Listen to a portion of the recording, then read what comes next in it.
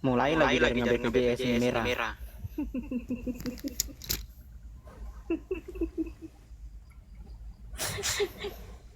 Sabar.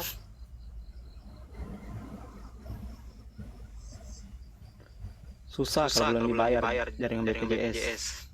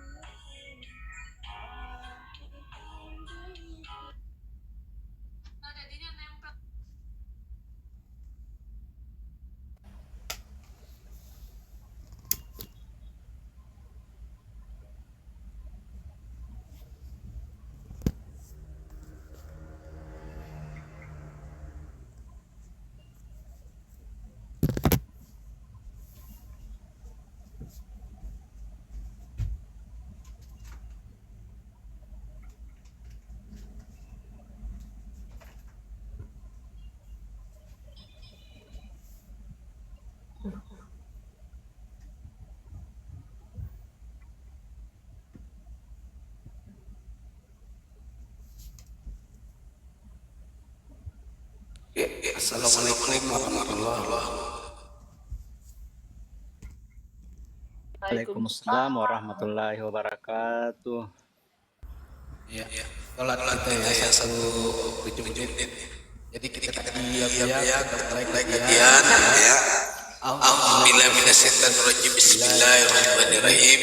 Sahabat-sahabat Aumi dan yang ada di Komang serta kawan-kawan yang ada di TikTok, YouTube, Twitter dan juga yang ada di FB ya.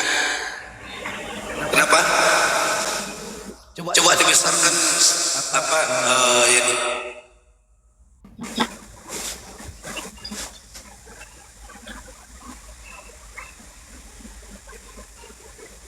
Kok malah turun?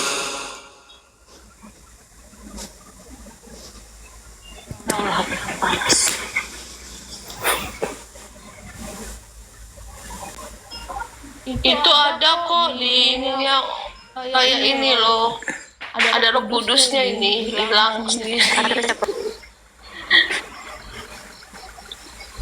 Kenapa turun bang? Roh Kudus. Aduh. Kenapa turun? Lah aku diturunkan gimana? Ini apa yang turunkan? Mungkin disuruh besarin malah diturunkan.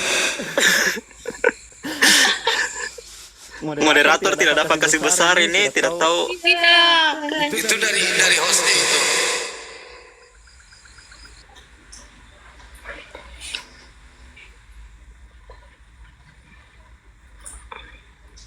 Siapa pengelola moderatornya itu? Yani. Aduh.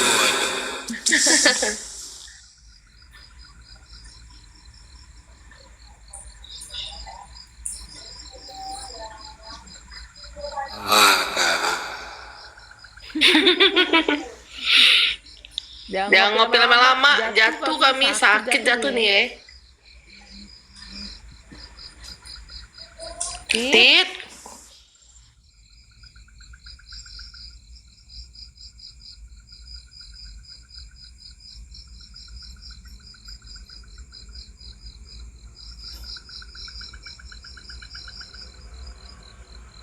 Aduh, ini gimana sih Yani? Pakir udah jadi ini moderator belum? Sudah Gurunda tapi tidak bisa besarkan orang. Aduh, ini dia lagi dua nakur. Aduh, Yani.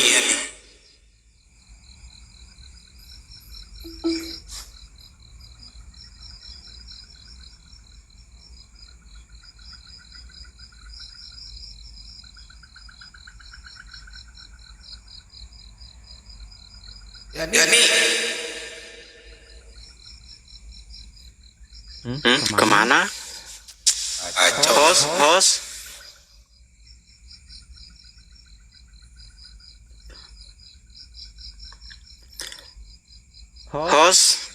Atau phone kali dia itu. Aduh.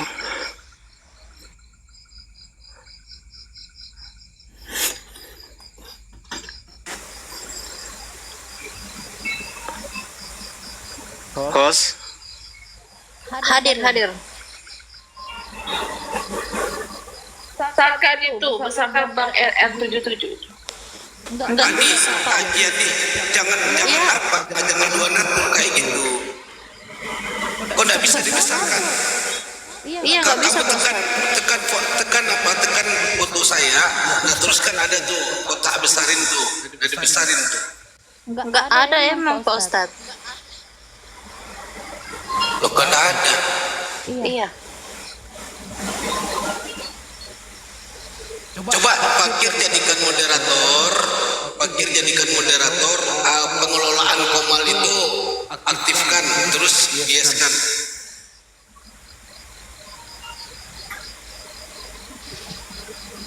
Ada kelola Komal.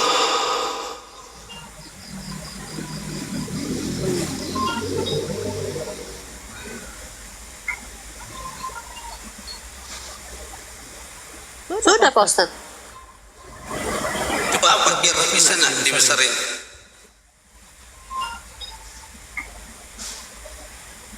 Bisa Gurunda ini? Nggak bisa ya? Ya. Mana sih?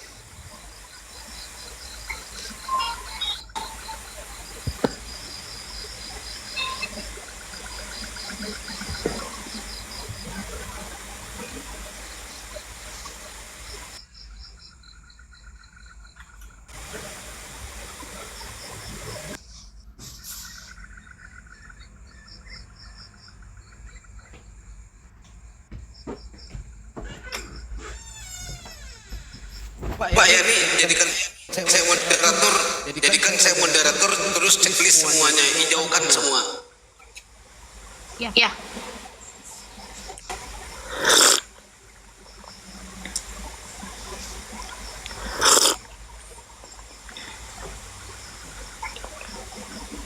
Udah Pak Ustadz. Coba saya apa? Oh, nggak ada pengaturannya di sini ya? Ini udah kamu checklist semua nggak? Sudah. Tata Komal udah checklist. Aku nggak bisa besar ini.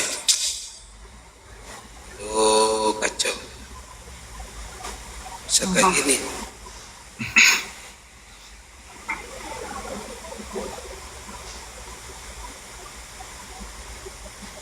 Bisa juga besarkan nggak? Coba saya besarin. Pakai ini juga. Yang ada hadiah, mikrofon, kamera itu mundur. Kayak ini bisa besarkan nggak? Tidak. Tidak bisa. Tuh sama juga tidak bisa.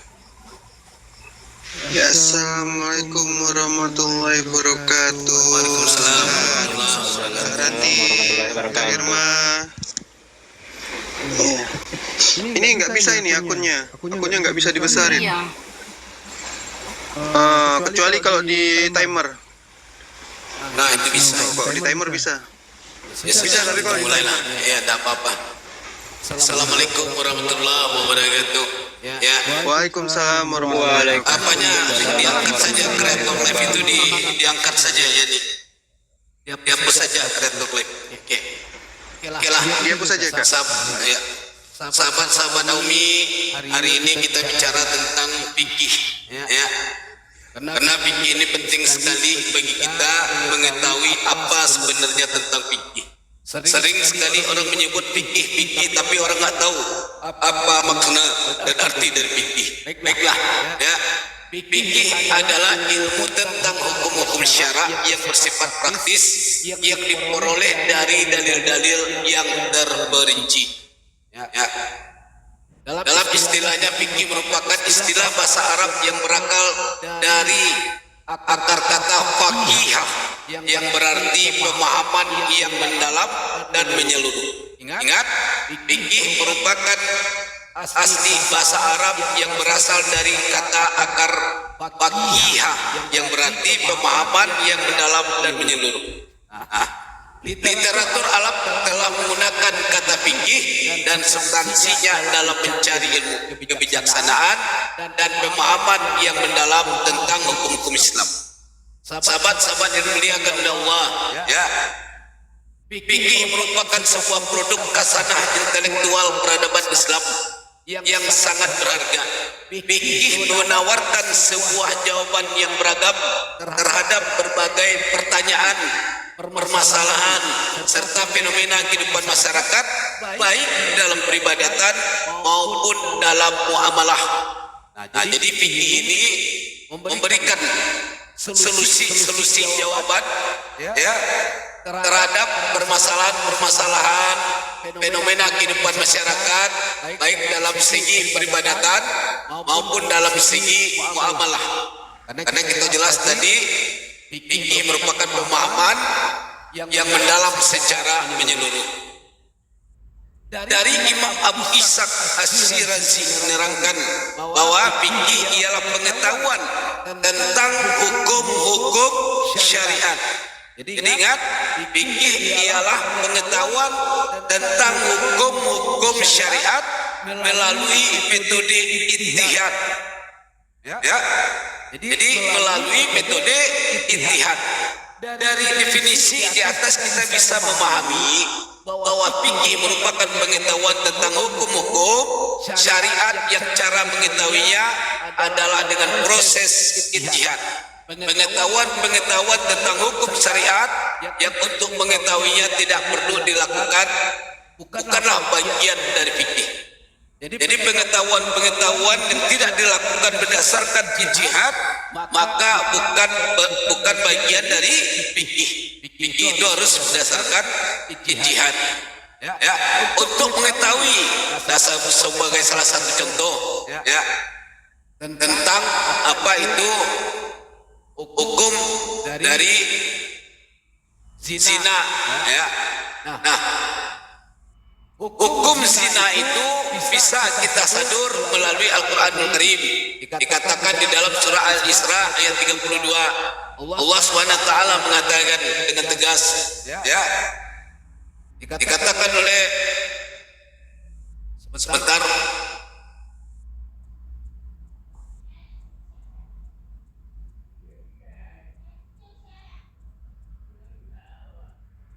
dikatakan oleh Allah, janganlah kalian mendekati zina karena sesungguhnya zina itu kotor dan seburuk-buruk jalan. Nah, maka kemudian para ulama sepakat mengatakan bahwa zina itu adalah haram. Ya, ini jihadnya. Jadi kita perlu duduk dulu tentang jihad yang dilakukan oleh para ulama. Nah, sahabat-sahabatku ya, tanpa perlu proses berpikir panjang, dengan hanya melihat ayat kita bisa paham bahwa zina itu haram. Nah, ini ayatnya kan jelas. Jadi tidak perlu lagi penafsiran atau tafsir.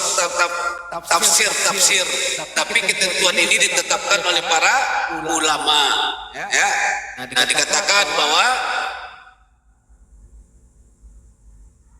zina itu adalah haram. Maka kemudian umat Islam tidak boleh melakukan zina. Nah, ini berdasarkan ayat. Kemudian dijelaskan lagi. Dijelaskan lagi bahwa di surah Al-Baqarah ayat 43, dirikanlah sholat dan tunaikanlah zakat, dan sholat rukuklah bersama orang-orang yang salat. Nah, pengetahuannya apa? Pengetahuan yang sifatnya langsung dipahami dengan hanya melihat teks dalam agama disebut sebagai syariat yang bukan fikih. Untuk lebih jelas memahami ini, insya Allah akan kita bahas nanti tentang perbedaan antara syariat dan fikih. Saudara-saudaraku, dijelaskan di dalam Jalaluddin Al-Mahali dalam kitab Syarh Al-Warqah. Fikih adalah pengetahuan tentang hukum-hukum syariat yang cara mengetahuinya dengan jalan ijtihad. Ini dijelaskan. Salah satunya pengetahuan bahwa niat dalam wudhu adalah wajib, watir hukumnya. Yaitu sunnah. Niat di malam hari merupakan syarat sah puasa di bulan Ramadan. Zakat hukumnya wajib, pada anak harta kecil tidak wajib hukumnya. Pada perhiasan yang dibolehkan dan membunuh dengan benda berat bisa menyebabkan qisas, serta contoh-contoh permasalahan khilaf selainnya. Nah, ini kemudian hanya bisa dilakukan dengan ijtihad. Ya, makanya disebutkan tadi bahwa fikih tadi merupakan penjelasan-penjelasan secara spesifik dan secara mendalam.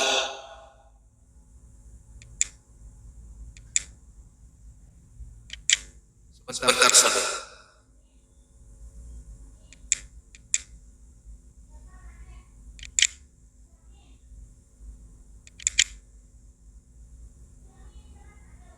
Nah, jadi kita setelah itu kita harus mengetahui dulu, ya, di dalam ilmu fikih tadi ada beberapa bagian atau jenis. Nah, apa saja jenisnya? Fikih ibadah, fikih muamalah, fikih keluarga, fikih jinayat. Nah, jadi ada 4 pokok pembahasan fikih di dalam agama Islam. Nah, pertama adalah fikih ibadah. Fikih ibadah itu meliputi sholat, ya, kemudian zakat, puasa, dan haji. Nah, ini yang menjadi fikih di dalam ibadah. Ya. Nah, ada lagi yang kedua adalah fikih muamalah. Fikih muamalah itu meliputi jual beli, penggadaian, upah, baraid, ilmu waris dan wasiat. Jadi ada kajian-kajian semuanya tentang baik warisan, ilmu waris, kemudian ilmu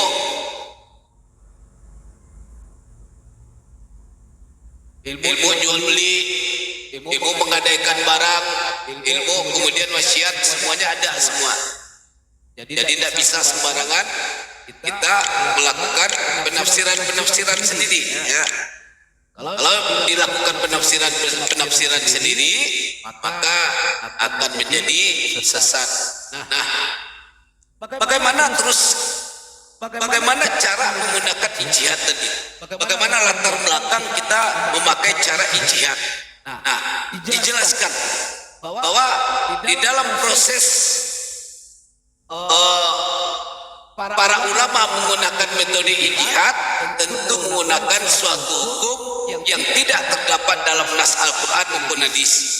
Nah, dijelaskan nih. Maka proses ijtihad dipakai pada perkara yang mengandung kesulitan, yang tidak ada satu solusi di dalam Al-Quran dan hadis. Maka dipakailah proses ijtihad. Nah, kalau mengenai kata ijtihad, yaitu orang yang mencurahkan segala keterampilannya untuk menggali hukum-hukum syariat dengan jalan istinbat. Ingat, orang-orang yang mencurahkan segala keterampilannya untuk menggali hukum-hukum syariat dengan jalan istinbat. Jadi saudara-saudaraku, ya, sesuatu permasalahan yang tidak ada di dalam Al-Qur'anul Karim, yang tidak ada penjelasannya di dalam sunnah Nabi, maka dilakukan yaitu metode fikih ijtihad.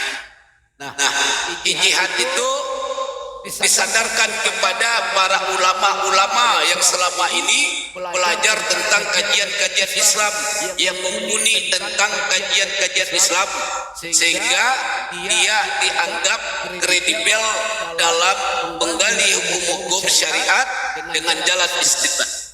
Ini pahami betul-betul, ya. Maka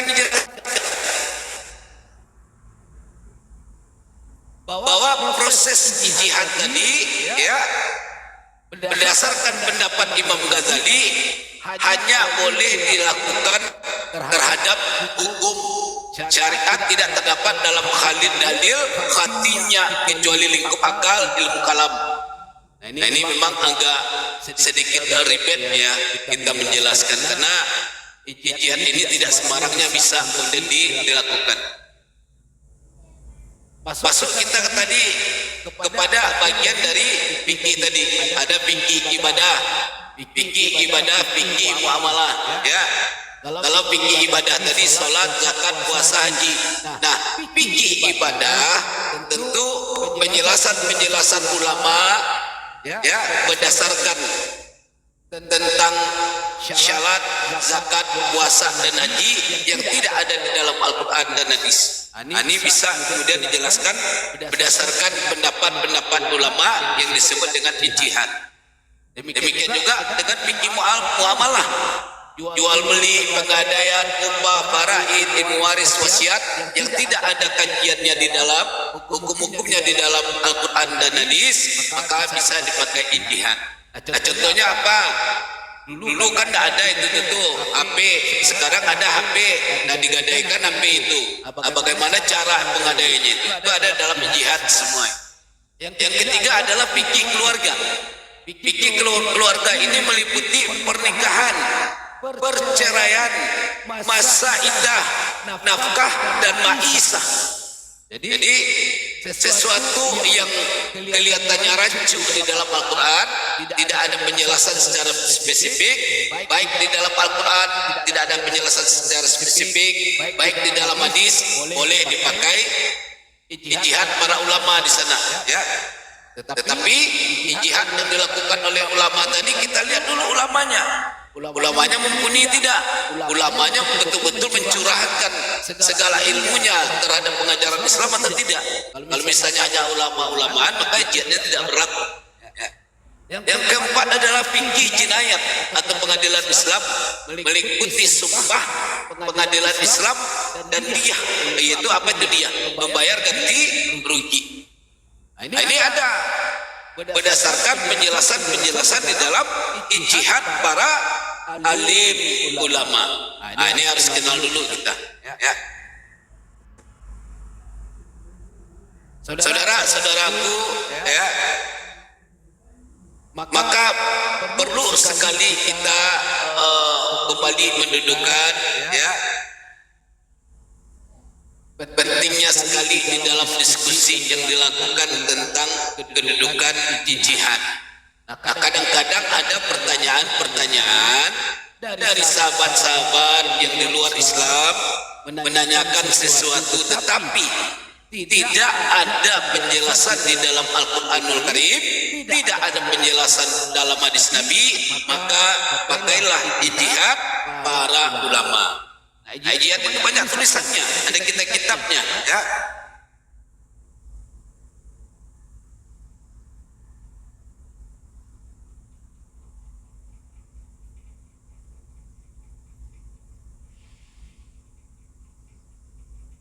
Nah, kajian-kajian yang mendalam yang dilakukan oleh para alim ulama, ya, yang bersandarkan kepada pengetahuan Islam, itu yang disebut fikih.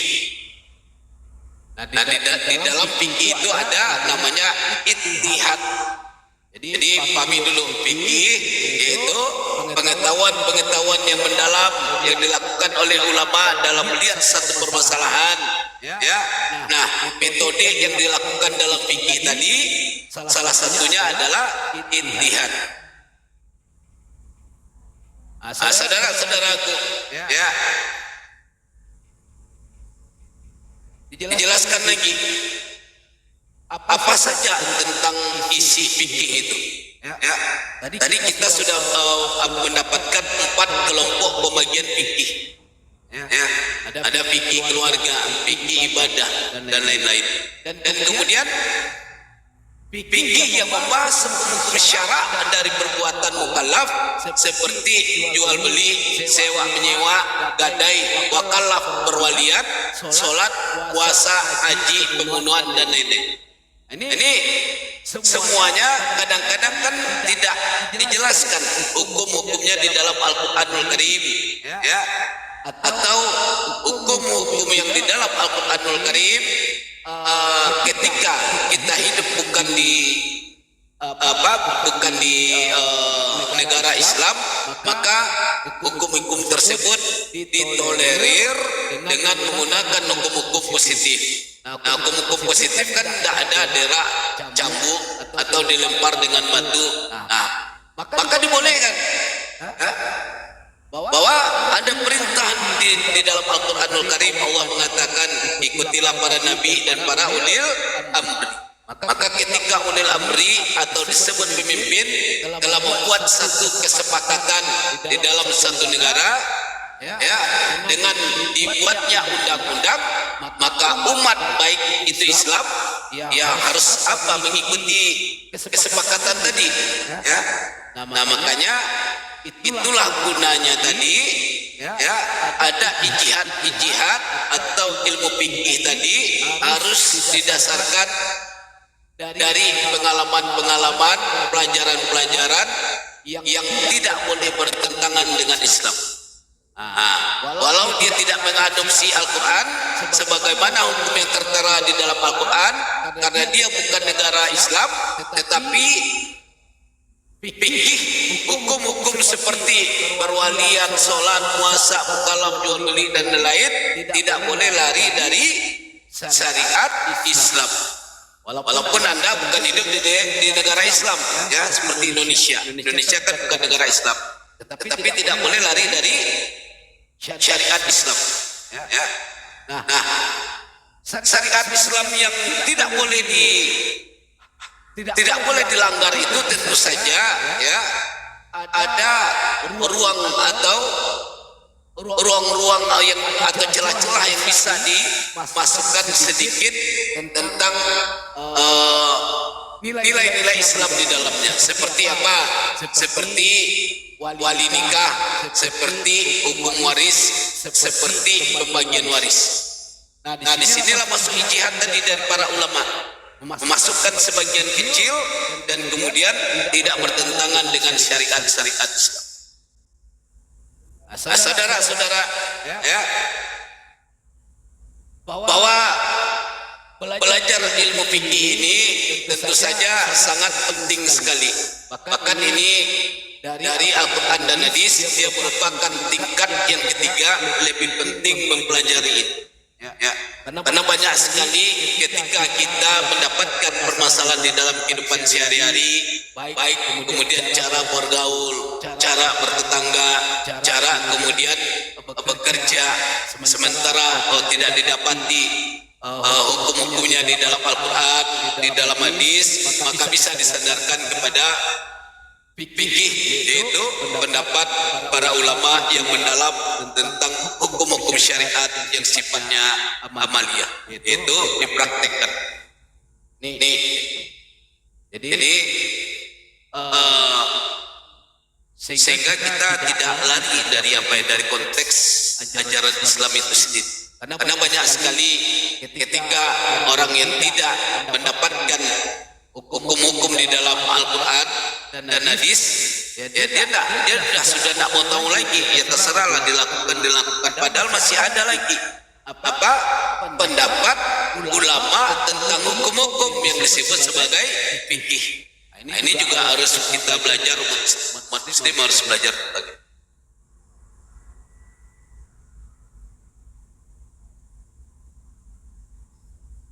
Nah,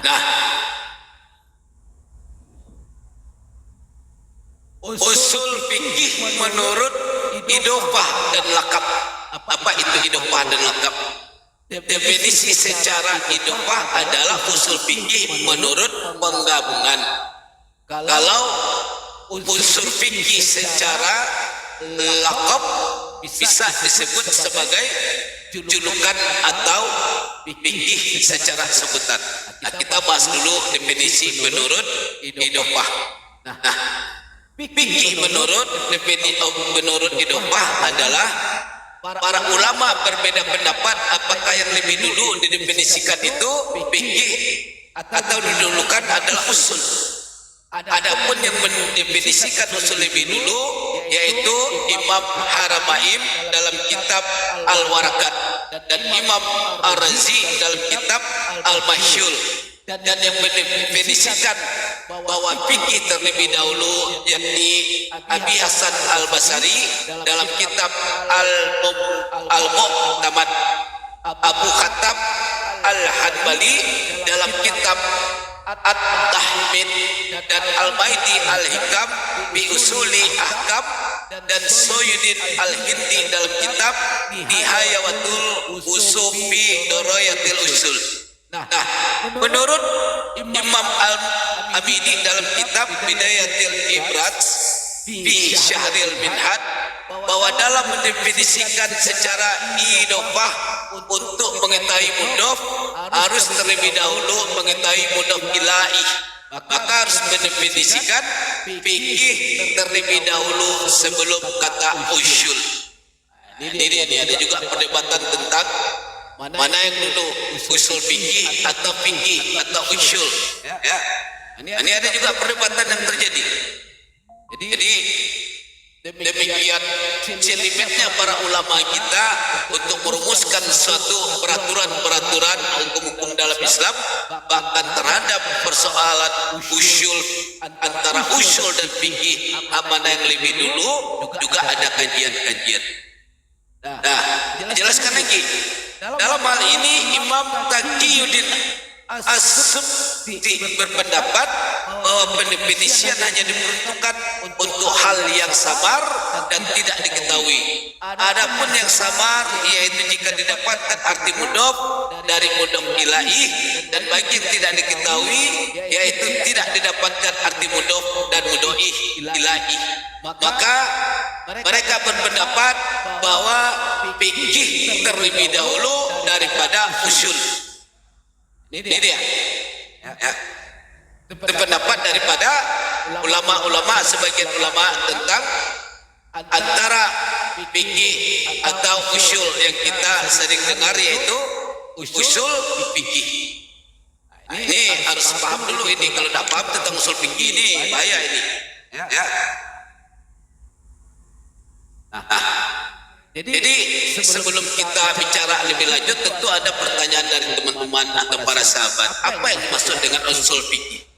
Usul fikih ialah ilmu yang mempelajari tentang berbagai kaidah dan pembahasan terhadap dalil-dalil syara' Al-Quran dan Sunnah yang berhubungan dengan perbuatan manusia yang dibebani dengan hukum mukallaf, baik menyangkut masalah ibadah maupun muamalah dan sebagainya. Jadi usul fikih ini adalah pelajaran yang kemudian didasarkan pada dalil-dalil Al-Quran. Disebut sebagai usul fikih. Nah, turunan usul fikih tadi adalah fikih. Ya, ada usul fikih dan kemudian ada fikih. Perbedaannya apa? Kalau usul fikih pembahasan berdasarkan dalil-dalil Al-Quran dan Sunnah, sementara fikih yaitu pembahasan secara mendalam tentang hukum-hukum, ya, hukum-hukum yang berdasarkan ijtihad para ulama. Bisa dibedakan ya. Usul fikih yaitu pembahasan-pembahasan tentang dalil-dalil yang terdapat dalam Al-Quran dan As-Sunnah. Turunannya adalah fikih yaitu pembahasan secara mendalam dan menyeluruh tentang hukum-hukum yang berdasarkan ijtihad atau pendapat para ulama. Itu beda. Nah, maka di sini tadi ya bicara tentang usul fikih tadi ya, maka ada kajian-kajian tersendiri di dalamnya. Kalau dia berdasarkan dalil-dalil Al-Quran dan dalil-dalil Sunnah, maka perlu ilmu tafsir di dalam untuk melihat tentang apa ayat serta hadis-hadis yang disampaikan oleh Rasulullah Sallallahu Alaihi Wasallam. Nah, ini berbeda, ini lagi apanya para ulamanya. Karena kalau usul fikih itu ya itu kan sudah tertulis dan ada sandarannya, serta hukum-hukum yang ada di dalam ayat-ayat itu bisa dimengerti, setelah ditafsirkan bisa dimengerti dan bisa disampaikan. Demikian juga dengan hadis, ada hukum-hukum di dalam hadis bisa dimengerti dan bisa disampaikan. Nah, sementara fikih ada hukum-hukum yang tidak ada di dalam Al-Quran dan hadis, maka perlu pemufakatan para ulama ya yang mempunyai keilmuan yang dalam tentang kajian-kajian Islam. Nah, itu yang membuat satu keputusan atau satu ketetapan. Nah, itu disebut fikih.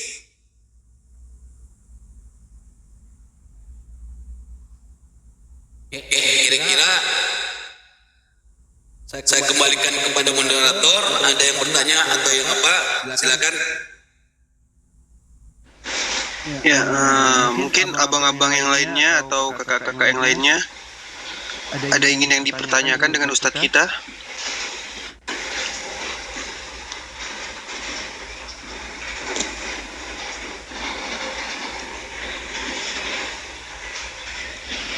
Ya, mungkin ya, Uni. Waalaikumsalam. Waalaikumsalam warahmatullahi wabarakatuh. Ada yang ingin dipertanyakan, Uni? Waalaikumsalam. Ada masih menyimak. Tapi kawan-kawan sekarang ini mengerti tidak fikih itu apa dan usul fikih apa? Coba saya tanya, mengerti tidak?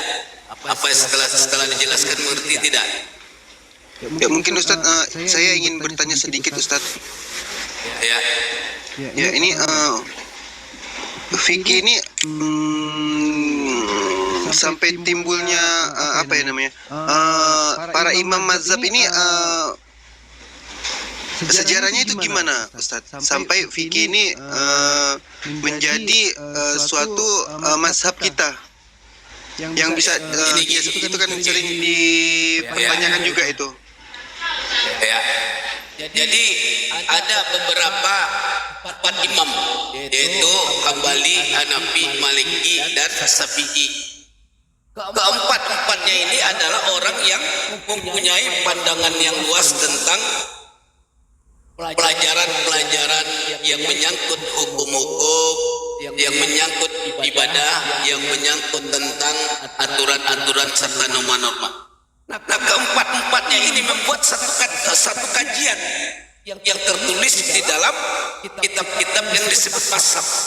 Nah, ada sedikit perbedaan, tetapi semuanya ya itu boleh dipakai walau ada perbedaan, karena mereka menganut satu sumber yang sama. Dari siapa sumbernya? Nabi Muhammad Sallallahu Alaihi Wasallam. Nah, keempat-empatnya ini dijadikan sebagai kitab fikih. Ya. Nah, Indonesia mana yang dipakai kitab fikih? Indonesia menggunakan fikih yaitu dari Syafi'i. Nah, maka ya kalau kita memakai Syafi'i, nggak mungkin kita harus membahas tentang Hambali. Ya, kalau Hambali itu di bagian Arab yang membahas itu, yang memakai. Maka kita pakai fikih dari Syafi'i. Ya, bukan pakai fikih Hambali, bukan pakai fikih Hanafi, ya. Tetapi walaupun kita memakai fikih Syafi'i, fikih Hambali, Hanafi dan Maliki juga benar. Tergantung dari negara-negara yang mana yang memakainya. Kalau kita memakai Syafi'i, ya kita utamakan fikih yang ada di dalam Syafi'i. Begitu Adit. Ya, terima kasih Ustadz pencerahannya. Mungkin kakak-kakak yang lainnya, abang-abang, sebelum kita lanjut ke selanjutnya.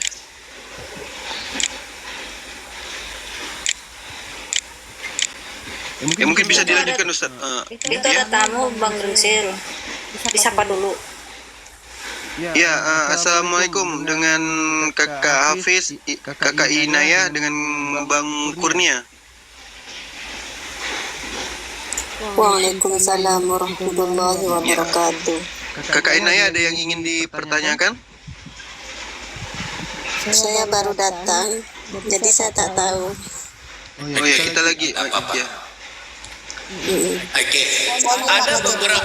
Ada beberapa kitab fikih yang menjadi pegangan dari para alim ulama yang kemudian diperkenalkan ke umat Islam. Nah, ada beberapa kitab fikih. Nah, pertama adalah kitab Mabadiul Fiqhiyah. Yang kedua Safinatun Najah. Yang ketiga Riyadul Badiah. Yang keempat Kasyifatu Sya'ajah. Yang kelima Takrib. Yang keenam Fathul Qorib. Yang kelima yang ketujuh Bajuri. Yang kedelapan adalah Fathul Munkin. Kitab-kitab ini ya itu disebarkan di pondok-pondok pesantren untuk dipelajari dan juga menjadi acuan utama dari para alim ulama yang ada di Indonesia dalam membuat satu kajian-kajian, apalagi jika menyangkut tentang hukum-hukum, norma-norma serta aturan-aturan yang memerlukan ijtihad karena tidak ada di dalam Al-Quran dan Sunnah. Itu fikihnya, itu kitab-kitabnya menjadi sandaran bagi para pesantren, para alim ulama kita. Nah, kalau kita bicara Indonesia, berarti kita memakai mazhab dari Syafi'i. Nah, kitab fikih dari Imam Syafi'i itu yang menjadi pegangan adalah Ar-Risalah. Ar-Risalah. Ya, ini bicara tentang usul fikih di mana menjelaskan tentang gagasan ide cemerlang mengenai metode penggalian hukum Islam. Nah, maka kalau kita memakai mazhabnya Syafi'i, ya fikihnya adalah yang akan kita jadikan pedoman Risalah. Jangan kemudian pakai fikih yang dibuat oleh Hambali atau Maliki. Kalau Hambali dan Maliki kan dia bukan di negara Indonesia yang menjadi umum.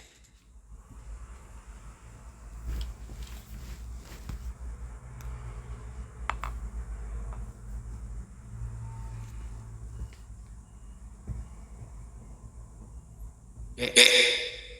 Ada kemudian pertanyaan lagi dari kawan-kawan, silakan.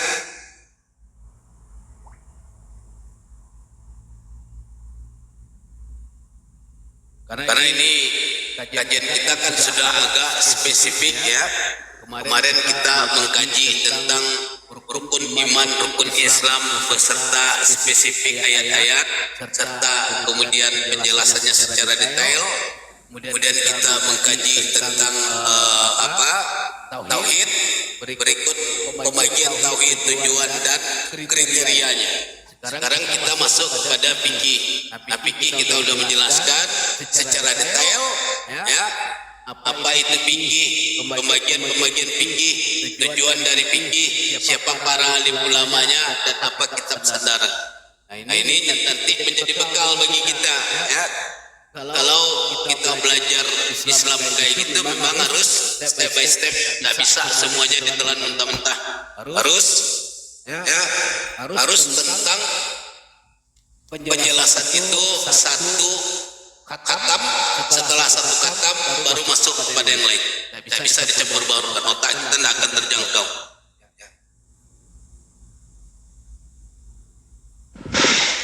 Ya, mungkin ada pertanyaan sedikit lagi Ustadz. fikih kan nggak lepas dari 4 mazhab ini, Ustadz. Nah, jika misalkan itu dalam ibadah gitu.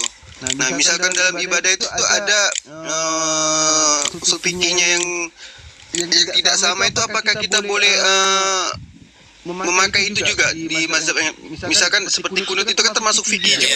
Oke. Ya, itu gimana, Ustadz? Oke. Maka kalau kita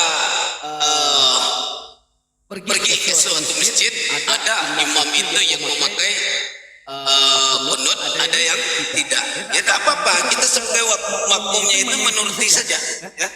Menuruti saja sesuai dengan apa yang dilakukan oleh imam. Nah, boleh dilakukan. Mau memakai kunut atau tak pakai kunut boleh, ya. Boleh tergantung dari imamnya. Karena kita sebagai makmum, ya kita mengikuti apa yang kemudian menjadi keyakinan dari imam tersebut. Nah, kedua-duanya tidak berdosa. Kedua-duanya pernah dilakukan oleh Nabi Muhammad SAW. Ya. Jadi tidak ada masalah. Mau baca, mau pakai kunut, mau tidak pakai kunut. Oke. Ada yang bertanya tadi tentang fikih jinayah. Kalau fikih jinayah ini, ya, ketentuan hukum mengenai tindak pidana atau perbuatan kriminal yang dilakukan oleh orang-orang mukallaf. Orang apa itu mukallaf? Orang yang dapat dibebani kewajiban. Orang-orang yang dapat dibebani kewajiban karena telah berakil balik, maka disebut sebagai mukallaf. Ini dia, ya. Mengenai hukum tindak pidana atau perbuatan kriminal yang dilakukan oleh orang-orang mukallaf sebagai hasil pemahaman atas dalil-dalil hukum yang terperinci dari Al-Quran dan Hadis, maka disebut sebagai fikih jinayah. Atas dalil-dalil apa saja contohnya? Pembunuhan yang dilakukan oleh mukallaf, perzinahan yang dilakukan oleh mukallaf, menuduh zina yang dilakukan oleh mukallaf, pencurian yang dilakukan oleh mukallaf, mabuk yang dilakukan oleh mukallaf, perbuatan-perbuatan kejahatan lainnya yang dilakukan oleh mukallaf. Itu disebut fikih jinayah. Maka ada penjelasannya secara detail. Dan kemudian ada bentuk tindakan-tindakan yang berisi aturan-aturan hukum yang dikenakan kepada pelaku-pelaku ini yang disebut sebagai mukallaf, yaitu orang yang telah dapat dibebani kewajiban karena telah berakil balik. Jadi ada lagi kira-kira? Nah, di sini ada pertanyaan dari YouTube, Pak Ustadz. Apa? Salat jenazah itu apa ada fikihnya juga? Salat jenazah ada fikih? Ya, ada fikihnya juga. Salat jenazah ya kita menuruti tuntunan dari mazhab. Tuntunan dari mazhabnya bagaimana ya? Kita memakai tuntunan dari Imam Syafi'i. Maka kita mengikuti fikih dari yang dibuat oleh Syafi'i di dalam kitab Risalah. Kan dijelaskan tadi, ya. Indonesia memakai mazhab Syafi'i. Maka Syafi'i membuat buku fikih tentang Risalah. Judulnya adalah Risalah. Ya kita lakukanlah apa yang kita sepakati untuk memakai mazhab dari Syafi'i. Di dalam Risalah itu juga ada aturan-aturan untuk sholat sholat jenazah dan segala macam. Hukumnya sholat jenazah apa, Ustaz? Hukumnya sholat jenazah bagi orang yang meninggal ya tentu menjadi wajib. Kalau tidak disolatkan jenazah itu gimana? Saya ada, Ustaz. Dia yang meninggal itu masih budak, belum balik lah, sekitar Gini, ya. Saya jelaskan. Di dalam pondasi kita yaitu agama Islam, ya. Maka untuk menghormati seorang muslim yang telah meninggal dunia, maka para ahli fikih berpendapat bahwa hukum sholat jenazah itu adalah fardu kifayah. Nah, ini para ahli fikih, ya. Para ahli fikih berpendapat ini adalah fardu kifayah. Nah, Kalau dia sudah masuk ke dalam fardu kifayah, ya walaupun di dalam Al-Quran dan hadis tidak ada tentang hukum apakah dia wajib, sunnah, makruh atau mubah, tetapi ini kita kembali kepada yaitu ijtihad para ulama. Makanya dalam ijtihad para ulama itu ditetapkan sholat jenazah itu fikihnya adalah fardu kifayah. Nah, fardu kifayah itu apa? Kewajiban kolektif yang harus dipenuhi oleh komunitas muslim. Ingat, kewajiban kolektif yang harus dipenuhi oleh komunitas muslim. Nah, kalau ini sudah ditetapkan menjadi satu kewajiban, tidak mungkin dia menjadi sunat. Kalau sunat itu kan boleh dilakukan, boleh tidak dilakukan, tapi kalau dilakukan kan berpahala. Kalau menjadi satu kewajiban tidak dilakukan berdosa. Apalagi ini menyangkut saudara seiman kita yang kemudian telah disunnatullahkan oleh Rasulullah. Jika ada orang muslim yang meninggal, maka sholatkanlah dia. Bahkan Nabi Muhammad pun disolatkan. Fatimah anak Nabi Muhammad juga disolatkan. Ada lagi kira-kira? Saya boleh bertanya Ustaz? Ya, silakan. Di tetangga saya nih Ustaz, ada anak yang meninggal sekitaran umur 3 tahun. Dia itu tidak disolati, cuma dimandikan, dibungkus, dan dikubur. Itu macam mana hukumnya Ustaz? Anak meninggal umur 3 tahun. Dibungkus ini gimana nih? Saya nggak ngerti kata dibungkus ini, apakah dikafani atau dibungkus dengan apa? Dikafani Ustaz. Sebenarnya anak yang kata-katanya itu harus diperbaiki. Jadi gini, anak yang meninggal sebelum akil balik, ini kan dijelaskan. Ya, apakah dia perlu kemudian disolatkan? Ya, kalau di dalam kajian fikih, dia kan tidak ada ukuran dia apakah dia akil balik atau tidak. Tetapi dijelaskan bahwa itu adalah untuk orang-orang yang beriman kepada Allah yaitu Islam, ya wajib disolatkan dia. Pendapat ijtihad dari ulama. Nah, terkait dengan anak-anak sebelum akil balik ini, menurut ini kita pakai fikih dari salah satu salah satu para Imam Nawawi rahimahullah mengatakan, adapun bayi maka mazhab kami dan mazhab mayoritas ulama salaf dan khalaf adalah wajib mensolatinya. Ingat perkataan dari Imam Nawawi, adapun bayi maka mazhab kami dan mazhab mayoritas ulama salaf dan khalaf adalah wajib mensolatinya, ya wajib. Nah, jika kemudian orang-orang di kampung tidak melakukan mensolati itu, mereka berpedoman dari mana? Coba saya tanya dulu. Mereka berpedoman dari mana kalau tidak mau mensolatkan anak-anak itu? Dari mana mereka ambil pedomannya? Dari Al-Quran? Atau dari hadis? Atau dari ilmu fikih? Ya dari mana mereka ambil pedoman? Katanya dia ada di kitab Fathul Qorib. Katanya. Fathul Qorib. Fathul Qorib.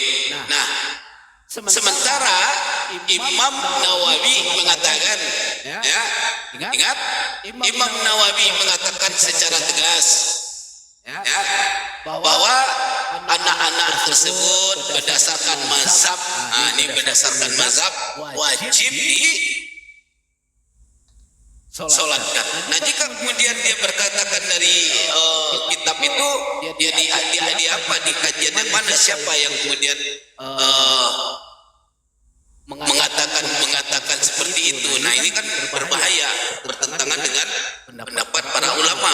Ini kita hati-hati mengambil suatu keputusan yang ternyata bertentangan dengan pendapat para ulama. Nah, itu hati-hati sekali. Kalau pendapat para ulama, ya baiknya sudah ya. Doakan saja, kemudian sholatkan saja, karena jelas tadi aturannya di dalam mazhab ya. Baik itu mazhab salaf, ini baik mayoritas ulama salaf, baik mayoritas ulama khalaf wajib salat. Oke. Ada pertanyaan di bawah, kalau hukum tahlilan gimana? Ya. Dari beberapa hukum yang diriwayatkan dapat kita ketahui bahwa tahlilan itu diperbolehkan. Karena sebagian besar ulama menyebutkan bacaan tahlilan itu dapat mendatangkan pahala. Karena bacaan tahlilan itu kan adalah bacaan Al-Quran dan kalimat thayyibah kepada sang mayat. Ya boleh dilakukan. Ya. Karena ini membaca Al-Quran, membaca doa-doa Al-Quran dan waalaikumsalam warahmatullahi. Gini Pak Ustadz, kan orang tua saya dulu kan belum muslim gitu. Ya. Bisa nggak itu kita mengadakan tahlilan buat orang tua gitu Pak? Kalau orang tua yang tidak muslim, Allah melarang. Ya, tidak boleh dilakukan. Bahkan mendoakan dia mendapatkan ampun dilarang oleh Allah. Ya. Misalnya nih orang tua yang tidak beragama Islam meninggal dunia, maka tidak boleh si anak mendoakan orang tua itu dalam rangka Allah memberikan ampunan kepada si orang tua. Tak boleh. Ya. Ini harus tegas ini fikihnya. Maka Allah ya. Bingung saya jadinya. Kenapa bingung? Ada teman yang bilang boleh gitu Pak Ustadz. Di mana ayat membolehkannya? Enggak, ada yang bilang itu nggak apa-apa asal niatnya baik. Kamu kan niatnya mau mendoakan orang tua gitu. Tidak bisa saudara, tidak bisa. Orang itu kemurkaan bagi Allah. Tapi kalau misalnya orang tua kita hidup, ya, kemudian dia berlainan agama dengan kita doakan dia, semoga Allah buka pintu hidayahnya untuk memeluk Islam, itu boleh. Tapi kalau meminta ampunan kepada Allah untuk dia, sementara saja dia tak percaya kepada Allah, gunakan rasionalitas terlebih dahulu. Orang tidak percaya kepada Allah, yang mengingkari Allah, menduakan Allah, terus kita mintakan ampunan dia kepada Allah. Kira-kira masuk tak logikanya? Iya nggak masuk Pak Ustadz, benar. Nah itu dia, malah kita pernah dahulu ketika itu, sebentar saya jelaskan. Ya. Ada anak dari Nabi Nuh alaihissalam. Ketika terjadi banjir besar, anak itu bernama Kan'an. Nabi Nuh meminta kepada Allah supaya diselamatkan anaknya yang kafir. Apa kata Allah? Ya, aku telah menetapkan dan kamu tidak berhak untuk meminta kepadaku orang-orang yang kemudian ingkar kepadaku untuk mendapatkan tobat dariku. Tidak bisa. Allah mengatakan memang tidak bisa.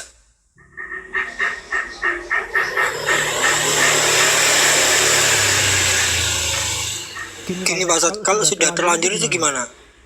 Ya kalau sudah terlanjur kan artinya kan kita kan khilaf.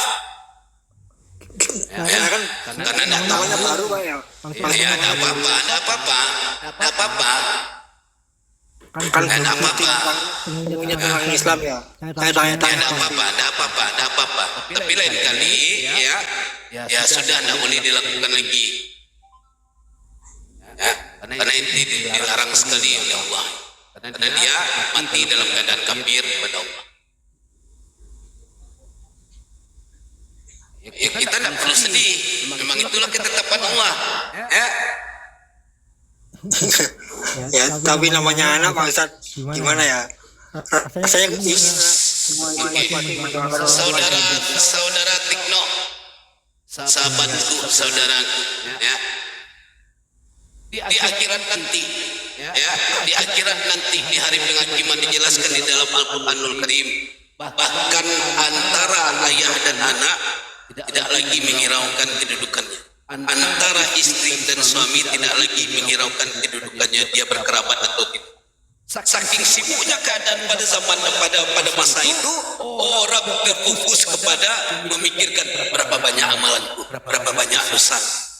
Tak lagi memikirkan, bahkan telanjang pun anda juga tidak akan dilihat orang, karena demikian dahsyatnya hari penghakiman tadi. Ya.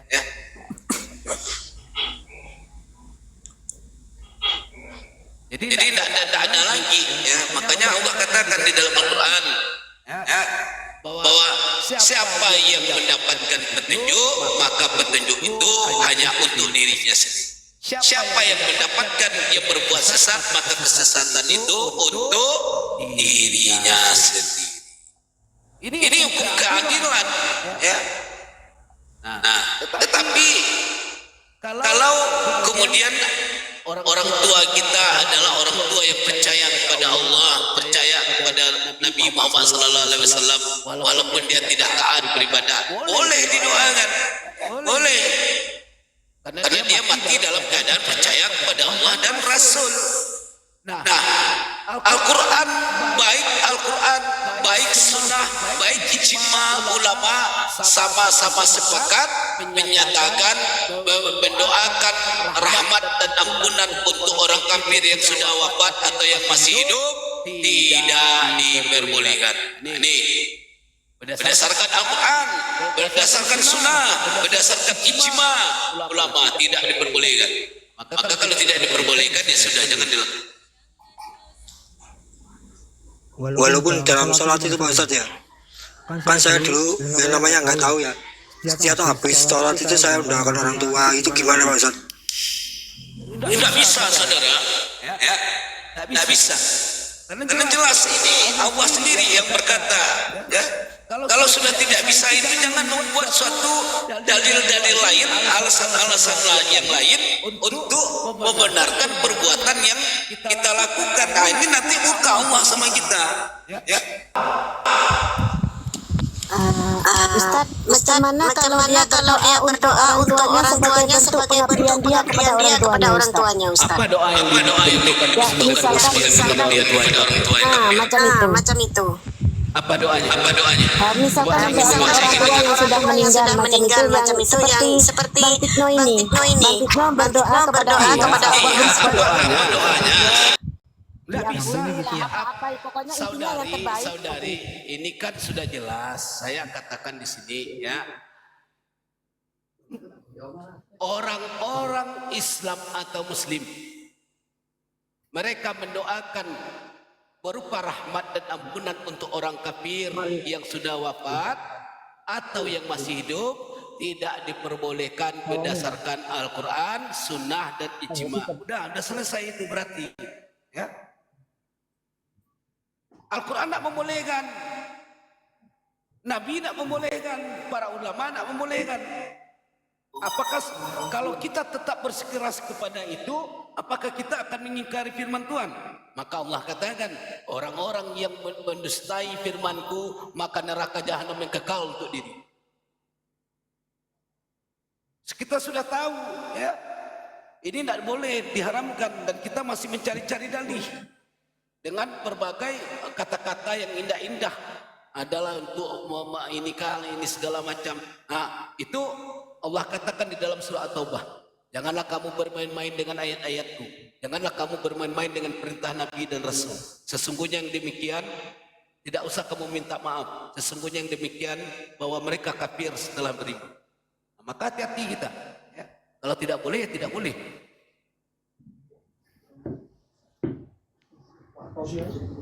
Jadi intinya untuk sesama muslim aja ya Pak Ustadz ya? Iya, untuk orang-orang yang mengatakan asyhadu alla ilaha illallah wa asyhadu anna muhammadan abduhu wa rasuluh. Selain itu tidak boleh.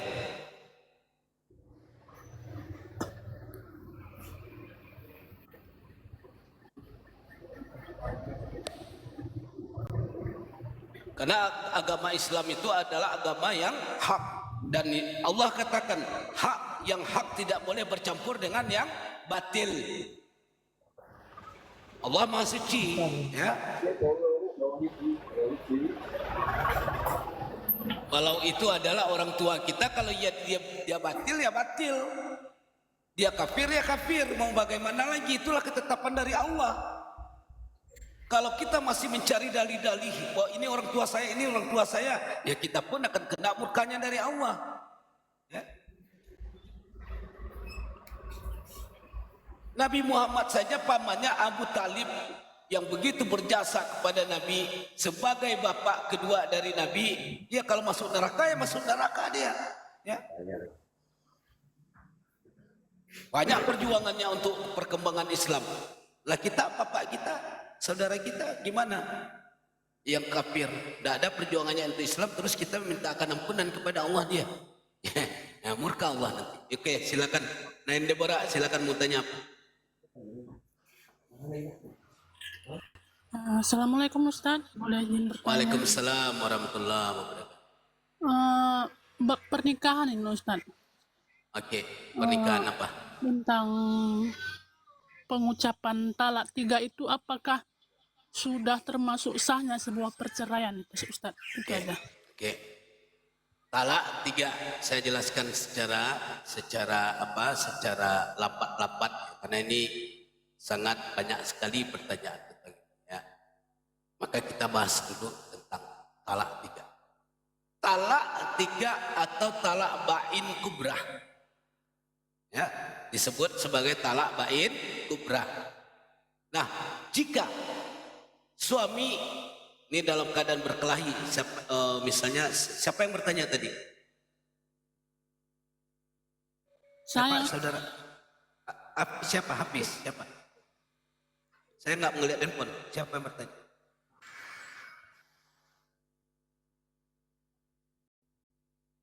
Oke lah. Jika saya nih punya istri namanya Inayah atau siapalah namanya, ya. Kemudian kami cekcok dalam rumah tangga itu. Ya. Saking kesalnya saya kepada Inayah itu, saya bilang aku ceraikan kamu dengan talak. Nah, talaknya itu tertolak karena diucapkan dalam emosi. Kalau diucapkan dalam emosi, kalau diucapkan dalam keadaan mabuk, maka sesungguhnya talaknya tidak berlaku. Karena talak itu boleh diucapkan dalam keadaan waras. Ya. Nah, talak 3 itu tidak dapat dirujuk dan tidak dapat dinikahkan kembali kecuali apabila pernikahan itu dilakukan setelah bekas istri menikah dengan orang lain dan kemudian terjadi perceraian. Ba'dal adukul dan habis masa idahnya, maka dia boleh dinikahi. Nah, jangan main-main dengan talak 3 kalau masih cinta sama istri. Nah, cukup talak 1 saja sebagai peringatan. Maka kalau talak 3 itu, kalau kita jatuhkan talak 3, maka kita bercerai dengan istri, ya kita walaupun masih cinta tidak boleh bersatu lagi. Tunggu dia nikah dulu dengan orang lain. Dan kemudian kita nantilah dengan tahun-tahun yang panjang, malam-malam kesepian. Kapan dia bercerai? Kapan dia bercerai? Hah? Setelah dia bercerai, nah habis masa idahnya baru kita boleh nikahi dia lagi. Nah ini sulit, ya. Kalau masih cinta, ya sudahlah, mengertilah satu sama lain. Ya, jangan kemudian emosi dikedepankan sehingga jatuhlah talak. Ya. Tetapi ingat, talak yang diucapkan dengan emosi dalam keadaan mabuk dan tidak sadar, maka talaknya tertolak, tidak sah. Oke?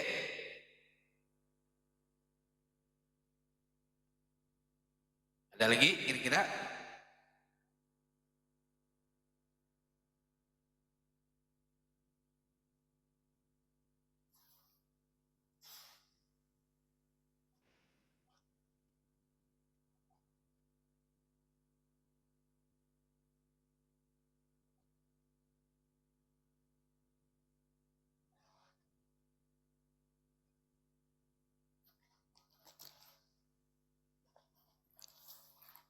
Nah kalau talak 1, kalau kita ingin bersatu dengan istri, cukup ucapkan akad lagi, akad kembali, ya. Dilakukan dalam masa iddah sang istri. Itu talak 1 dan talak 2. Jadi masih enak lah, kalau masih cinta itu. Kalau dekat talak 3 itu, dan itu bagaimana kita akan melakukan itu, ya. Istri kita dinikahi orang lain dulu, digauli oleh laki-laki lain dulu, setelah itu menikah lagi sama kita. Ya, itu kan udah sama aja sisa orang yang kita makan. Sisa orang yang kita makan dalam keadaan tidak tidak meninggal atau yang lain-lain. Ya saya pun laki-laki juga nggak mau kayak izin. Oke, naikkan itu si apa Nain Deborah, silakan. Moderator tolong dinaikkan Nain Deborah.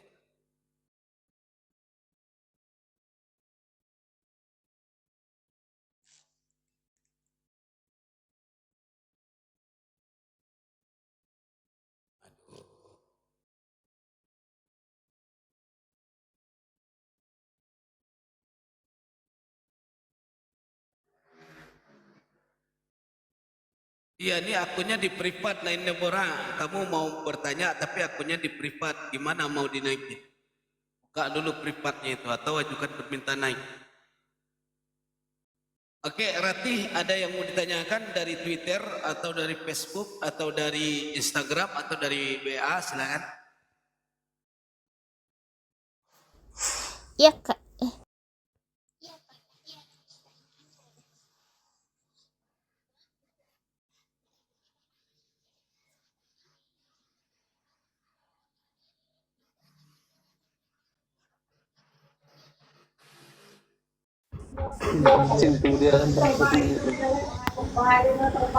Ali Imran ayat 4. Oke. Yang tadi jenazah sudah kita jawab ya Rati ya. Yang kemudian yang kedua yang belum kita jawab yaitu Ali Imran ayat 40. Di dalam Ali Imran ayat 40 Allah SWT mengatakan apa yang Allah katakan, qala rabbi anna yakunu lil gulamu waqad balaghaniyal kibaru wa mra'ati akir kadzalikallahu yaf'alu ma yasha'. Zakaria berkata, ya Tuhanku, bagaimana aku bisa mendapat anak sedangkan aku telah sangat tua dan istriku pun seorang yang mandul. Berfirmanlah Allah, demikianlah Allah berbuat apa yang dikehendaki. Maka dijelaskan di dalam surah Al-Imran bahwa jika Allah telah berkehendak maka tidak ada yang susah bagi Allah.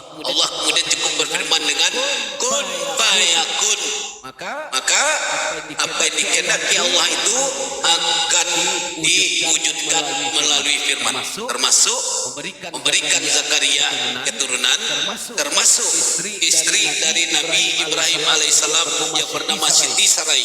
Ya, usia sudah sangat tua, tetapi Allah beri dia mukjizat dengan dia melahirkan seorang anak yang bernama Ishak alaihissalam menjadi seorang nabi. Ya. Nah, demikian juga dengan Zakaria. Maka Allah katakan, ya, tidak ada sesuatu yang mustahil bagi. Jika aku menghendaki terjadinya, maka aku akan mengucapkan kun fayakun. Maka dari kun fayakun tadi prosesnya Allah menciptakan segala sesuatu. Begitu dari apa? Jawaban. Oke, kembali pada moderator, silakan moderator. Atau Main Deborah mau ada ditanyakan, silakan.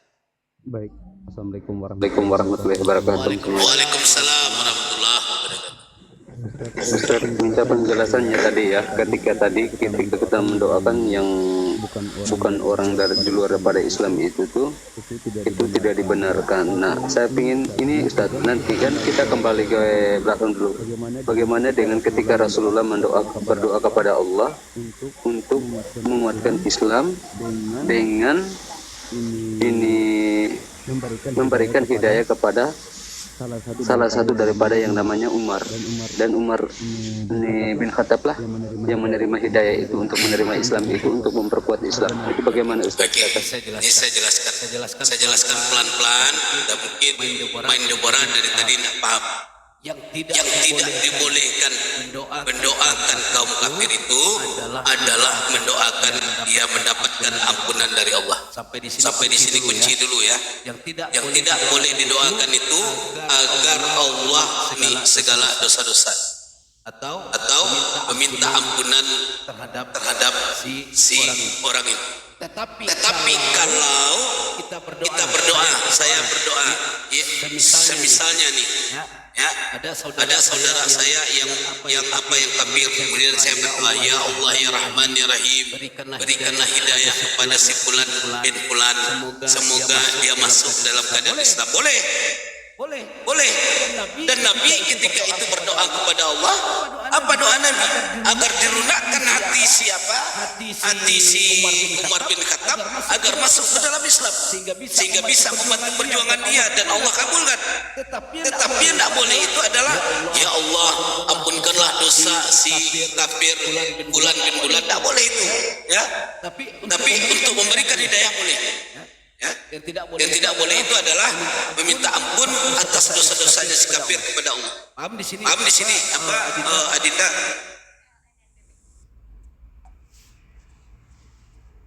Lain? Halo? Banai.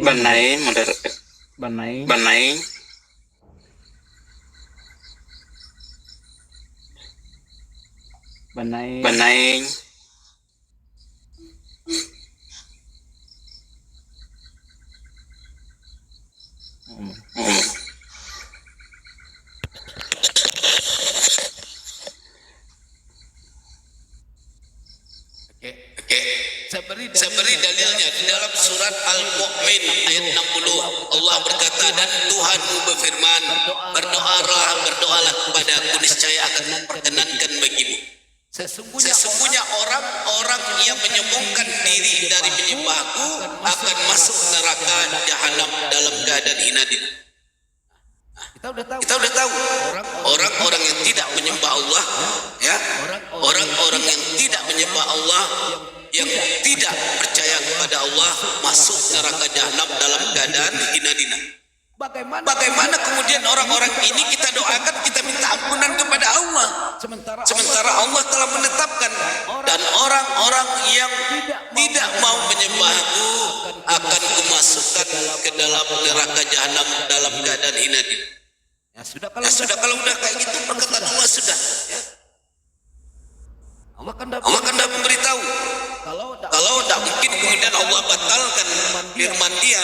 Kalau Allah batalkan firman dia demi si kafir, maka Allahnya tidak konsisten. Ya. Allah yang tidak, Tuhan yang tidak konsisten tidak perlu disembah. Kalau Tuhan di dalam Islam itu dia konsisten. Orang yang durhaka kepada Allah mati dalam keadaan durhaka, ya masuk neraka jahanam. Itu perkataan Allah dalam surah Al-Mu'min. Maka itu tidak akan terbantah walaupun kita berdoa. Nah kalau itu kita berdoa dan tidak bisa diganggu gugat apa yang telah Allah titipkan, yang telah Allah tekankan itu, ya percuma saja kita berdoa, ya. Nah, itu yang harus dipahami dengan jelas. Dengan membuat suatu perkara yang sia-sia di mata Allah. Nah, kemudian dikatakan di dalam hadis ketika itu Nabi menginginkan seorang kafir masuk ke dalam Islam, maka Nabi berkata, ya Allah berilah hidayah kepada si fulan. Jadi ada hadisnya di dalam ayat Muslim. Ketika itu Nabi berkata, ya Allah berilah hidayah kepada ibu Abu Hurairah.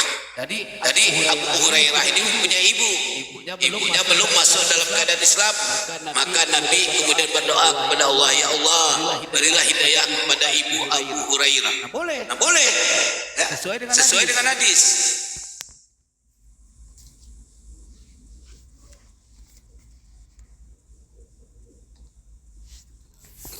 Apa masih ada yang mau bertanya? Silakan. Ustaz.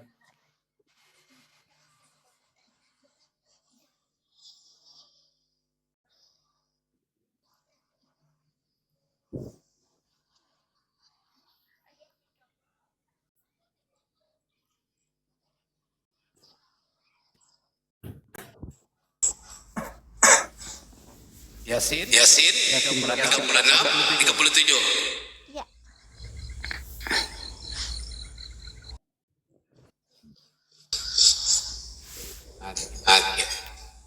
Mari kita buka surat ayat Yasin, ya, 36, 30. Apa yang Allah katakan di dalam surat Yasin? Sebentar.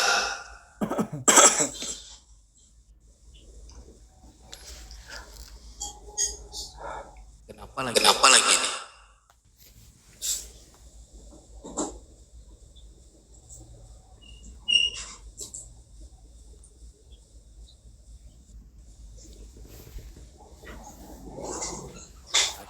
Oke. Di surat Yasin 36 Allah katakan, ya, Subhanallazi khalaqal azwaja kullaha mimma tumbitul ardu wa min anfusihim wa mimma la ya'lamun. Suci Engkau yang telah menciptakan pasangan-pasangan semuanya, baik dari apa yang ditumbuhkan oleh bumi dan dari diri mereka maupun dari apa yang tidak mereka ketahui. Itu Yasin 30. Dilanjutkan Yasin ayat 30. Wa ayatul lahumul lailu naslah minhum nahara fa izahum muslimun. Dan satu tanda kekuasaan Allah yang besar bagi mereka adalah malam. Kami tanggalkan siang dari malam, maka dengan serta-merta mereka berada dalam kegelapan. Maka dijelaskan di ayat 36 tadi bahwa kemudian Allah menciptakan segala sesuatu, ada pasangan-pasangannya. Nah, kalau ada pasangan-pasangannya, berarti ada siang, ada malam. Ya, ada api, ada air, ada perempuan, ada laki-laki. Maka dijelaskan di dalam surat Yasin ayat 37. Wa ayatul lahumul lailu naslah minhum nahara fa izahum muslimun. Nah, salah satunya tanda-tanda kebesaran Allah itu bagi mereka adalah malam. Nah, malam ini kapan terjadinya? Ketika Allah menghilangkan siang dan kemudian muncullah malam, maka serta merta mereka berada dalam kegelapan. Itulah bentuk dari pasangan-pasangan yang Allah ciptakan. Jadi tidak mungkin, apalagi soal pernikahan. Allah tidak pernah menyatakan, hai Adam, kawinlah engkau dengan Adam, hai Hawa, kawinlah engkau sesama jenis dengan Hawa. Tidak pernah. Jadi kalau ada orang yang kemudian laki-laki menikahi laki-laki, kemudian perempuan menikahi perempuan, percayalah itu orang-orang yang tidak mengikuti perintah Allah, melainkan mengikuti nafsu setan atau godaan dari iblis. Soal ayat 36 dan 37 tadi itu terkorelasi tentang makna pasangan-pasangan dan dicontohkan oleh Allah ketika itu terjadi malam meninggalkan siang. Mereka berada dalam kegelapan. Begitu Ratu. Apa masih ada angka? Lanjut Kak.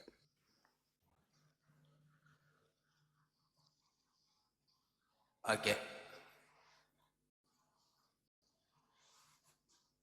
Apa maksudnya? Mungkin maksudnya suriat Rasulullah Ustaz. Apa yang dimaksud suriat Rasulullah? Oke. Jadi ini lagi-lagi parah ya sekarang ya. Tentang zuriat Rasulullah antara ulama berbumi dengan orang yang mengaku zuriat Rasulullah ini lagi dalam keadaan kacau balau di Indonesia sekarang. Zuriat Rasulullah adalah mereka yang memiliki nasab tersambung kepada Rasulullah melalui Sayyidina Fatimah Az-Zahra yang mempunyai anak. Namanya anaknya adalah Hasan dan Husain. Nah, yang masuk ke Indonesia ini rata-rata dari Hadramaut, dari Hadramaut, Yaman. Nah, mereka masuk pada tahun 1917. Ketika itu POC membuka pintu perdagangan internasional di Tanah Java. Nah, karena Hadramaut Yaman itu negara sangat miskin, mereka datang berimigrasi ke Indonesia. Menjadi apa? Menjadi tukang kebun, menjadi tukang angkat, menjadi tukang buruh, dan menjadi yang lain-lainnya. Nah, tiba-tiba booming tentang mereka mengaku sebagai keturunan dari Rasulullah Sallallahu Alaihi Wasallam. Nah, kemudian apa yang terjadi? Ketika mereka mengaku sebagai zuriat Nabi, maka timbul pertanyaan dari para ulama pribumi, yaitu cobalah tes DNA kalau engkau betul-betul zuriat dari Nabi. Nah, beberapa melakukan tes DNA, ternyata dia memiliki nasab dari Rasulullah Sallallahu Alaihi Wasallam. Pak Alwi, ya, keluarga dari Pak Alwi. Nah, sementara yang lain tidak mau melakukan tes DNA. Mereka mengatakan bahwa diri mereka adalah habaib yang merupakan keturunan dari atau zuriat dari Nabi Muhammad Sallallahu Alaihi Wasallam. Ini biarlah walau alam bisawab. Ya, siapa yang pendusta nanti di hari penghakiman Allah akan menghukum. Nah, apakah boleh umat mempertanyakan? Boleh. Karena ini menyangkut kecintaan umat kepada Rasulullah dan tidak ingin umat itu merasa tertipu. Maka boleh dipertanyakan nasab dari para orang-orang yang mengaku sebagai habaib. Apalagi ada habaib yang mengaku sebagai zuriat Nabi Muhammad tetapi tidak memperlihatkan akhlak sebagaimana yang telah diperintahkan oleh atau ditirukan oleh Nabi Muhammad Sallallahu Alaihi Wasallam. Maka dengan orang-orang ini, apabila ada orang mengaku habaib, dia tidak berkata-kata menurut hadis, dia tidak berkata menurut Al-Quranul Karim, tinggalkan saja. Perlu orang seperti itu. Ria Nabi itu adalah orang memiliki nasab tersambung kepada Rasulullah melalui anaknya atau putrinya Sadiah Fatimah Az-Zahra. Ya, Az-Zahra mempunyai anak yaitu Hasan dan Husain. Begitu, silakan. Pak masih ada pertanyaan angka atau yang lain? Ada yang mau bertanya pada Gurunda?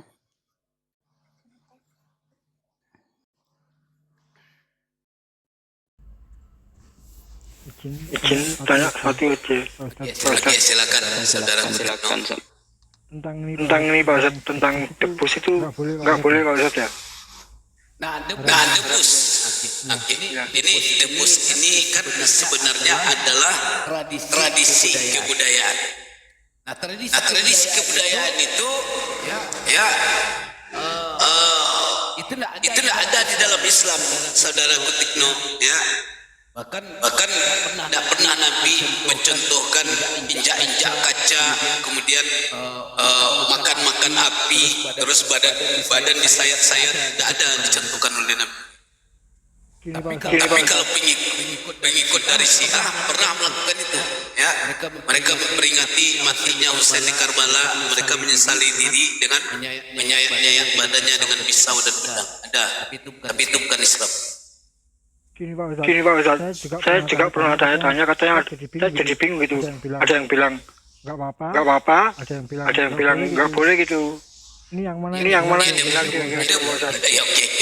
debus kalau dia adalah tradisi yang tidak melanggar syariat Islam, ya tidak ada masalah.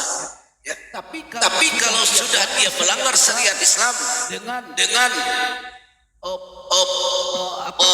menzulimi dirinya, kemudian debus itu memakan kaca segala macam, itu kan menzulimi badan. Nah, itu tidak boleh. Ya, kalau menzalimi badan tidak boleh. Tapi kalau debus itu, iya benar Pak Ustadz, kata teman-teman yang lain itu nggak bolehnya karena itu, karena kita menyakiti diri sendiri katanya. Tidak boleh. Ya, menyakiti zulim kita terhadap diri sendiri itu dosa. Tapi ini Pak Ustadz, ada alasannya. Saya kan pelaku seni nih Pak Ustadz. Andai itu pertunjukan untuk seni itu gimana itu Pak Ustadz? Jadi gini, cerita debus itu pertama kalinya dilakukan dalam rangka penyebaran agama Islam. Siapa? Di dalam masa pemerintahan Maulana Hasanuddin dari Banten. Dari Banten. 1532, 1570 di pemerintahan Maulana Hasanuddin dari Banten, maka debus digunakan untuk mengikat sebagai daya tarik orang-orang untuk memeluk Islam. Tetapi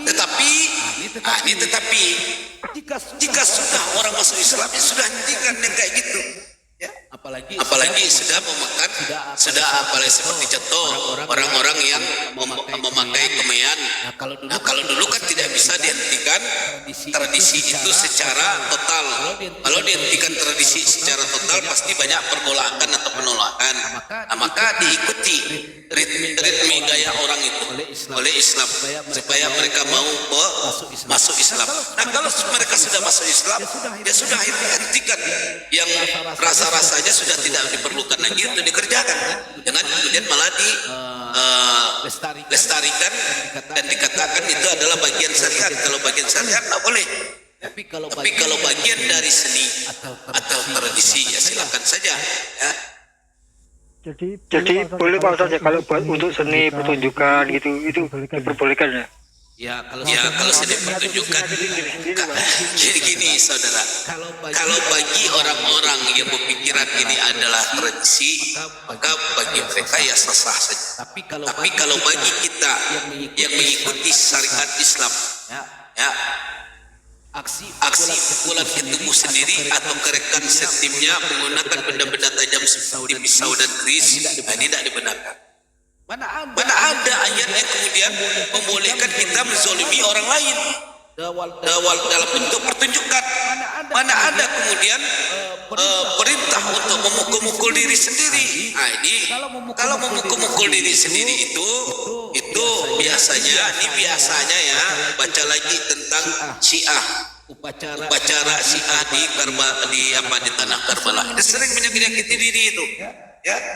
Ada harinya itu ketika memperingati kematian Husain, mereka ambil pedang, mereka tebas-tebas badannya itu sama pedang itu sampai berdarah-darah. Islam tidak boleh ini, tidak boleh kemudian kita menzalimi diri sendiri.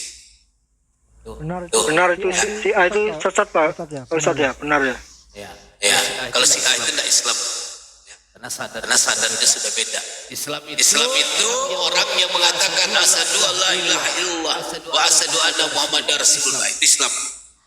Yang pakai kalau ada kata-kata tambahan itu tidak ada. Namanya aja adalah 2 kalimat syahadah. Tidak ada 3 kalimat syahadah, 4 kalimat syahadah. Ya. Ya Pak Ustadz. Ada. Apalagi kemudian menambahkan kata-kata aku bersaksi bahwa Isa bukan utusan Allah. Tak ada syahadat kayak gitu, ya. Yang seperti terdengar di komal-komal. Tak boleh. Ya syahadat saja. Ya. Asyhadu alla ilaha illallah wa asyhadu anna muhammadar rasulullah. Kelas itu. Jangan pakai tambah-tambah lagi dan aku percaya bahwa Isa tidak boleh lagi ngapain. Jangan menambahkan syariat. Ya, silakan. Yang lain. Bang Kurnia, ada yang mau perlu ditanyakan? Silakan. Monitor Bang Kurnia atau Bantigno masih ada yang mau ditanyakan? Di sudah apa? Tentang kerjaan saya kesenian itu tadi sudah dijawab sama Pak Ustadz. Terus tentang si A itu benar kata Pak Ustadz tadi, kata teman juga sama gitu. Kan adik dulu baru mualaf juga sama Bang. Adik itu baru mualaf, dia ikut ke si A itu maksudnya. Sahadatnya kok beda sama saya dulu, saya bilang gitu. Ini ada apa saya nggak tahu, saya tanya-tanya makanya. Oh itu si A, ada yang bilang gitu. Menyebutkan nama siapa, Ali katanya gitu. Ya si A itu jangan diikutin. Karena saat 2 kalimat syahadat itu udah fix, ya. Tidak ada tambahan dan tidak ada pengurangan. Kalau ada yang menambahkan, percaya itu tidak masuk ke dalam 2 kalimat syahadat. Itu udah jadi 3 kalimat syahadat, 4 kalimat syahadat. Iya Pak Ustadz. Kita pahami dulu dan kita mau. Waktu itu kan adik saya yang mau syahadat kan. Syahadatnya kok beda sama saya dulu gitu Pak. Saya dulu syahadatnya nggak gini. Saya bilang kok gitu. Saya tanya-tanya kan saya nggak tahu, saya tanya. Akhirnya ada lah teman-teman. Di TikTok ini kita juga berhati-hati. Banyak yang mengaku paham agama, tetapi kemudian menggunakan akal logikanya tanpa sadaran Al-Quran dan hadis. Maka tidak selalu selamanya kita dengar orang-orang seperti itu. Jika rasa-rasanya apa yang dia sampaikan tidak sesuai dengan Al-Quran dan hadis, ya sudah tinggalkan orang itu. Ya. Ada 3 aturan di dalam Islam. Pertama, kita berpedoman kepada Al-Quranul Karim. Kedua, kita berpedoman kepada hadis dari Rasulullah Sallallahu Alaihi Wasallam. Yang ketiga, kita berpedoman kepada ijma Cuma ini saja, ya. Kalau kemudian kita tidak punya kapasitas sebagai ulama untuk menerangkan segala sesuatu, apalagi berkaitan dengan syariat, fikih, tauhid dan segala macam, tidak usah. Ya. Takutnya nanti nyeleneh nanti yang disampaikan, salah-salah yang disampaikan.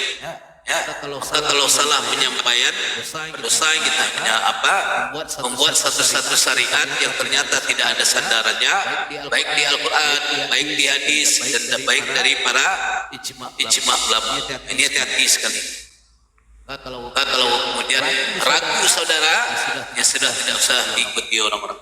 Baik siapapun dia, baik pangkatnya habaib, baik pangkatnya syekh, baik pangkatnya ustad, baik pangkatnya buya, jika sudah menyimpang dari Al-Quran, hadis dan ijma, tinggalkan.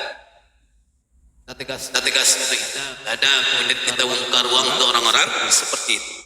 Itulah sehingga menjadi muslim yang cerdas.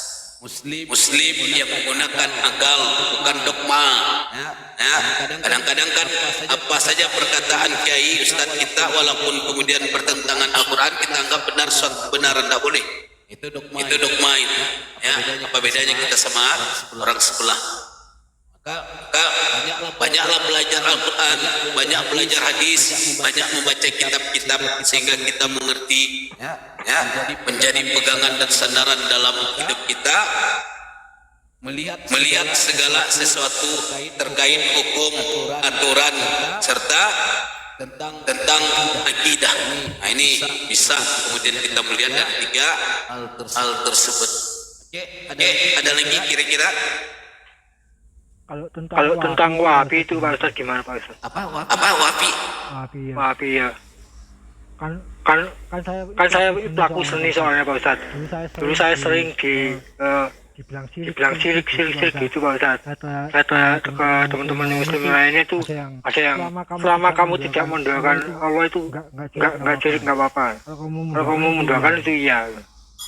Jadi kalau banyak argumennya bahkan apa itu tidak boleh dibilang sirik gitu Pak Ustaz. Jadi orang Wahabi orang yang berpegang teguh pada purifikasi. Sebentar.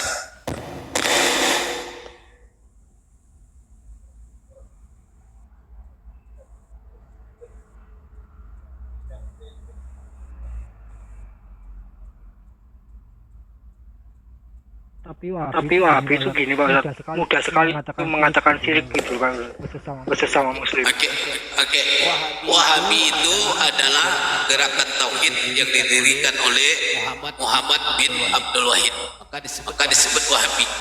Nah, gerakan tauhid Islam itu apa? Pemurnian Islam yang sesuai dengan teks Al-Quran dan hadis. Mereka tidak pakai fikih ini, ya. Mereka jarang mengikuti ijtihad, tetapi mereka bersandar kepada Al-Quran dan hadis. Padahal ada sesuatu yang tidak ada di dalam Al-Quran, tidak ada di dalam hadis, maka perlu namanya ilmu fikih, pendalaman dalam melihat hukum-hukum, terutama dalam aturan-aturan yang berdasarkan dari pendapat ulama. Contohnya apa? Contohnya zaman Nabi dulu ketika melantunkan azan kan enggak pakai apa? Enggak pakai mikrofon toa kan? Betul. Nah sekarang kan pakai toa. Sekarang kan pakai toa. Apakah enggak boleh pakai toa? Boleh. Ya, boleh dalam rangka yaitu melantunkan azan. Nah, orang-orang Wahabi tidak ingin kayak gitu. Selalu bersandar kepada tekstual Al-Quran dan hadis. Padahal Islam itu adalah agama yang tidak memberatkan. Yang kedua ada kemudian masalah rokok segala macam. Jadi makanya sesuatu yang tidak ada di dalam Al-Quran dan hadis, jika terjadi permasalahan itu, maka itulah gunanya fikih. Nah, fikih tadi itu dilakukan oleh para ulama-ulama yang memiliki kepintaran sesuai dengan kajian-kajian Islam. Ya, inilah yang kemudian mengeluarkan ijtihad, keputusan, ketetapan dan aturan aturan-aturan yang membahas sesuatu yang seandainya tidak ada di dalam Al-Quran dan hadis. Itu dia, makanya itu pakai ilmu fikih. Oke, Ibnu. Ya, terima kasih Pak Ustaz. Terima kasih banyak. Oke, ada lagi kira-kira. Waalaikumsalam warahmatullahi wabarakatuh. Assalamualaikum Ustaz Roni. Monitor Ustaz Roni.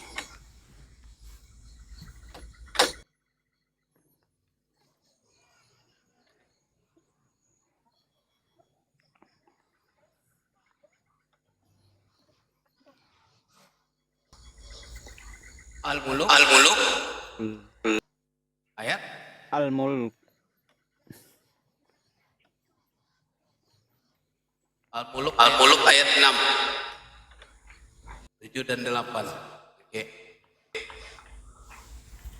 Apalagi yang keduanya apa?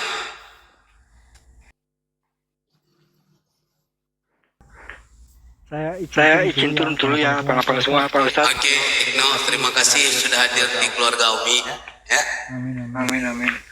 Assalamualaikum warahmatullahi wabarakatuh semuanya. Waalaikumsalam warahmatullahi wabarakatuh.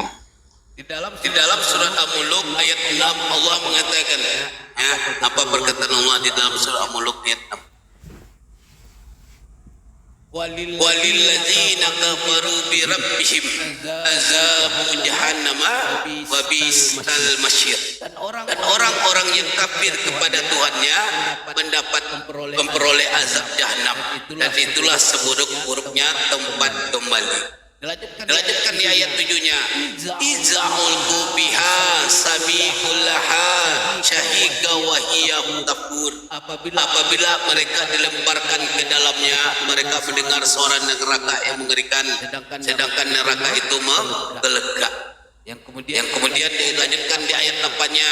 Takadu tamayazu minal gais ulama ulqiya biha faujun fa aslahum kazanatuha alam yatikum nazir.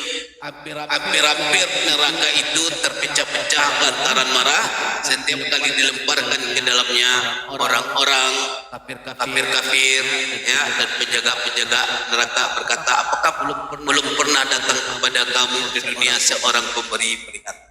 Ini dijelaskan Al-Muluk ayat 6, 7, 8 bercerita tentang orang-orang kafir yang masuk ke dalam neraka jahanam.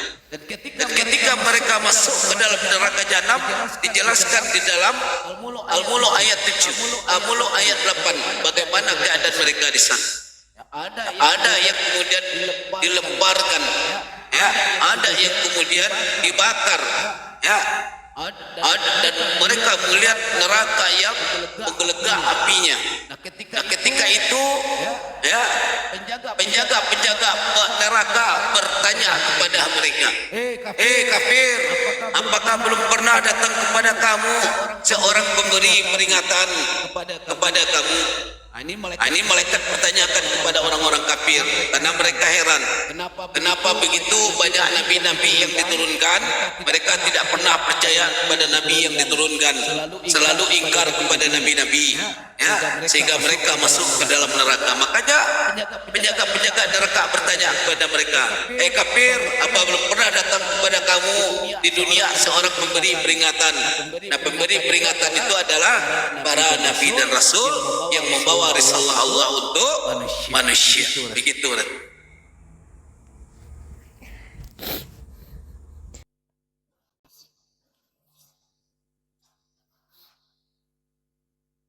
Oke, ada lagi kira-kira?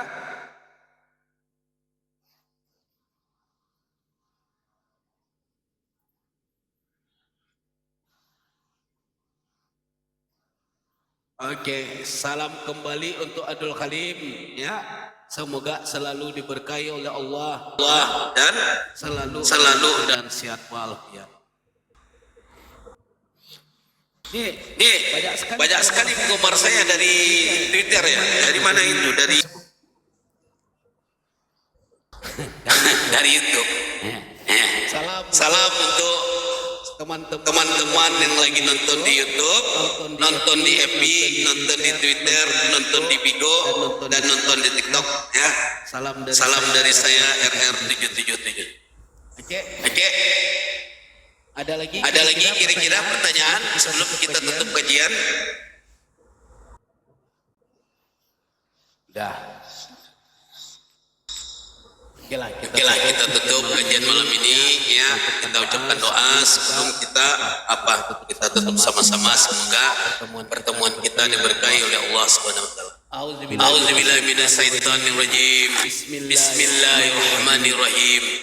Allahumma aqsim lana min kasiyah matahulu bainana wa baina masyiyah wa min ta'atika ma tuballighuna biha janatak wa minal yakin. Amin. Ma'tuwani bihi alaina masaibat dunia. Ya Allah ya Rahman ya Rahim. Semoga apa yang kami lakukan pada hari ini mendapatkan berkah dan rahmat darimu ya Allah. Dan semoga apa yang kami niatkan yaitu syiar di dalam keluarga Aumi ini betul-betul menyentuh dan tepat sasaran. Dan maafkanlah jika kami terdapat kesalahan-kesalahan yang kami lakukan. Insyaallah kesalahan-kesalahan itu adalah betul-betul kelemahan dari kami sendiri. Sedang kesempurnaan mutlak milikmu ya Allah.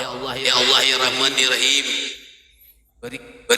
Berikanlah kami rezeki ya. Berikanlah kami rezeki dan ridhoilah perjalanan kami ini ya Rabb.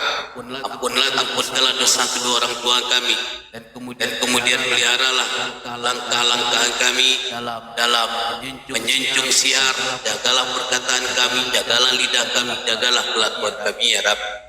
Ya Rabb, semua kami perserahkan kepadamu ya Rabb. Oleh karena itu kami bersaksi bahwa tiada Tuhan melainkan Engkau dan Nabi Muhammad adalah Nabi yang telah Engkau utus kepada kami. Rabbana atina fid dunya hasanah wa fil akhirati hasanah wa qina adzabannar. Amin. Kita tutup kajian ya. Semoga berikan edukasi kepada penonton tentang fikih, jenis-jenis fikih, tujuan dari fikih, dan kemudian telah menjawab semua pertanyaan-pertanyaan tentang perkawinan, pernikahan, kematian, hukum-hukum di dalamnya, syariat-syariat di dalamnya, dan lain-lain. Saya kembalikan kepada Fakir sebagai moderator. Silakan.